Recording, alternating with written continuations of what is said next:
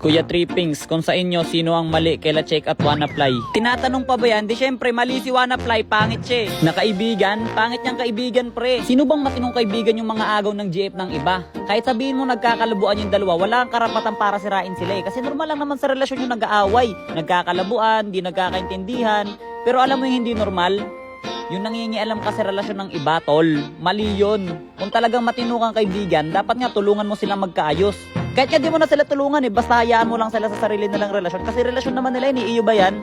Bakit nakikisali ka? Iyo ba yan? Magmiya ka na lang dun. Creation camp ka lang, di ba? Dun ka lang. Anong hinayaan? Boy, talaga ka, idol ha? Wala kang bitaw, di alam mo kung bakit. Kasi ang bilis mong pumatol kay Nana de Coco na para bang matagal mo na siyang gusto at inaabangan mo na lang na maghiwalay sila. 'Di ba?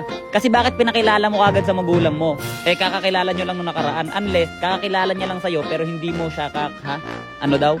Basta, ang sinasabi ko lang, si Nana, nabigla lang yan ng mga pangyayari kasi sinulsulan mo, pre. Kung wala ka dyan, ibabalik yan kay Chick, pre. Ayusin nila kung anong problema nila eh. Kaso andyan ka kasi, kaya iniisip niya, meron pa siyang isang other option. Pero ito tatandaan mo, Wanafly, hindi kayo magtatagal. Kasi hindi ka pa talaga kilala ni Nana de Coco, pre. Hindi niya pa alam lahat ng mga ugali mo. Eh si Chick, kilalang kilala niya na eh, mula ulo hanggang paa. Ikaw, mula ulo, mukhang paa. At the end of the day, babalik siya kay Chick, pre. Kasi minadali nila masyadong relasyon nila. Dahil ang bubong na minadali mong gawin, madali lang din yan liliparin. Tama? Tama. Tsaka makikita nyo naman sa mga ginagawa ni Wanafly. Tingnan mo, kakakilala pa lang nila pero pinakilala niya na kagad sa magulang niya. Diba? Hindi siya nag-iisip, pre. Hindi niya binibigyan ng oras at pagkakataon yung sarili niya para makapag-isip. Padalos-dalos siya kung kumilos. Padalos-dalos siya kung magdesisyon.